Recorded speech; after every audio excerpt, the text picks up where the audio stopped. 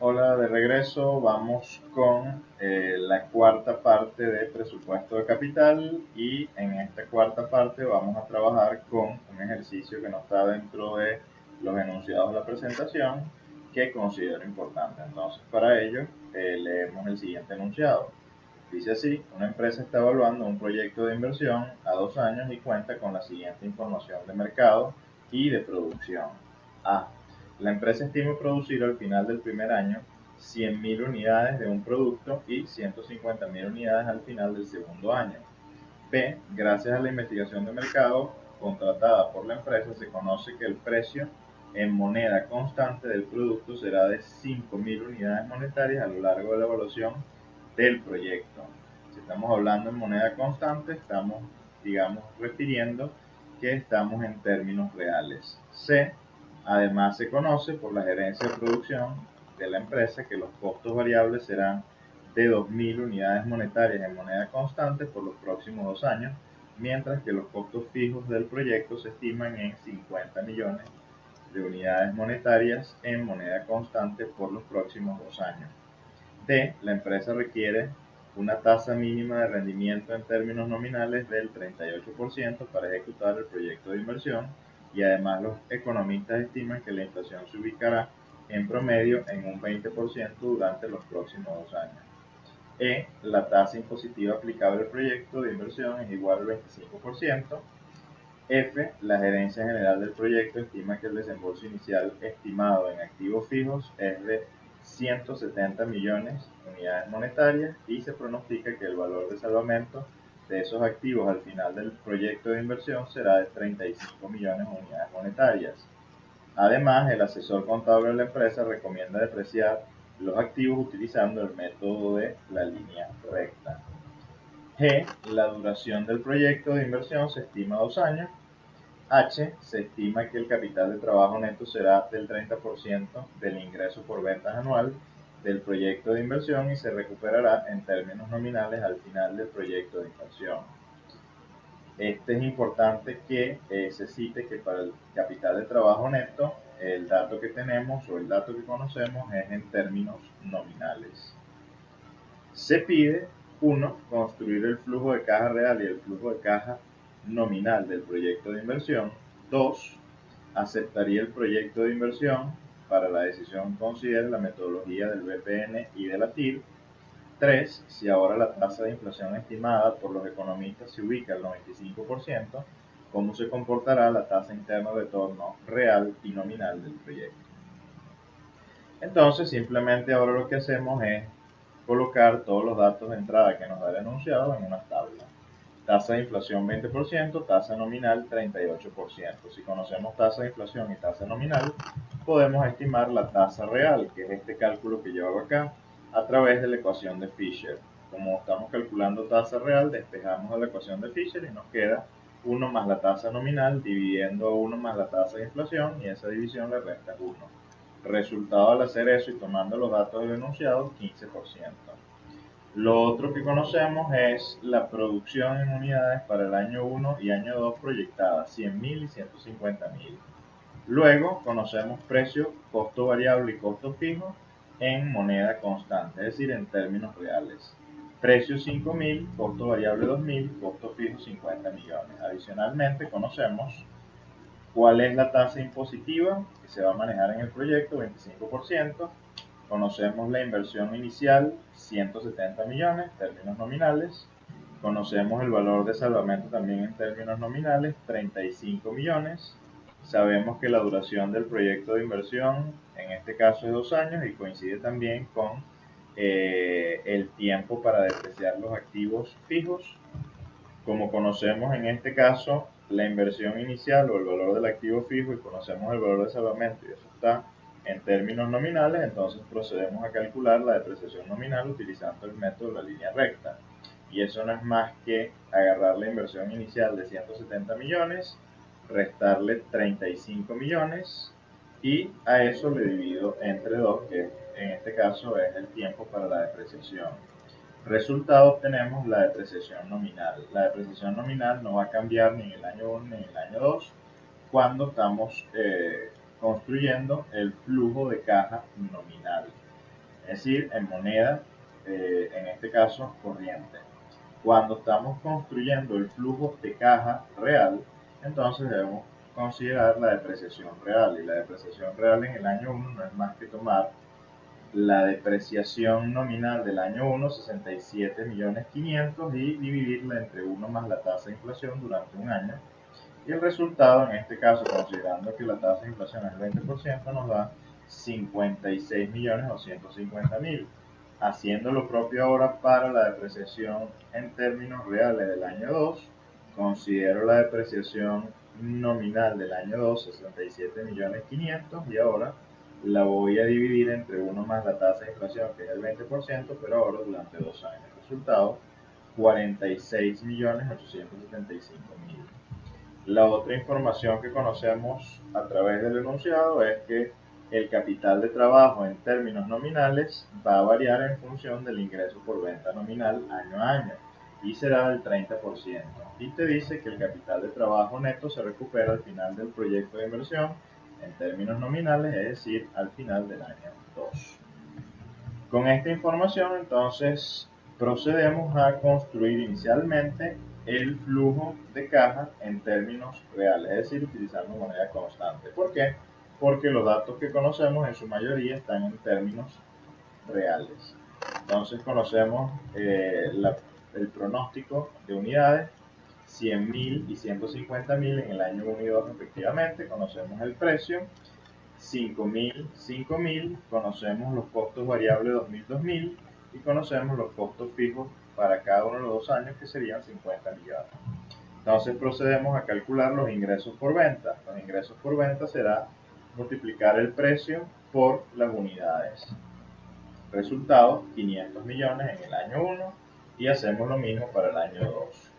Costos variables simplemente será multiplicar el costo variable en moneda constante por el número de unidades a producir en ese año. Resultado, 200 millones.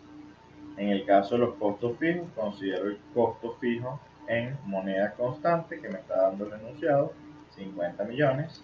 Y la depreciación, simplemente lo que hago es colocar la que ya habíamos calculado más abajo, que era la depreciación real en el año 1. Y luego hago lo mismo con la del año 2. Resultado al hacer eso, que sería esto que tengo por acá, me permite ahora establecer si existe utilidad antes de impuestos para el año 1 y 2. Entonces, en el año 1, la utilidad antes de impuestos será considerar el ingreso por venta, restarle los costos variables, restarle los costos fijos y restarle a la depreciación. Resultado en el año 1 me da una utilidad de 193.750.000, y haces lo propio con el año 2, que también te genera una utilidad. Ahora simplemente calculo el impuesto, que sería el 25%, según los datos que tenemos en el enunciado, el 25% de lo que está generando como utilidad. Aquí está. Resultado, 48.437.500. Dado que ya conocemos la utilidad antes de impuestos y dado que conocemos los impuestos, podemos establecer ahora cuál es la utilidad después de impuestos. Y para el año 1, eso asciende a 145.312.500. Hacemos lo mismo en el año 2, que también nos genera una utilidad después de impuestos. Ahora procedemos a construir el flujo de caja operativo, que será la utilidad después de impuestos más la depreciación.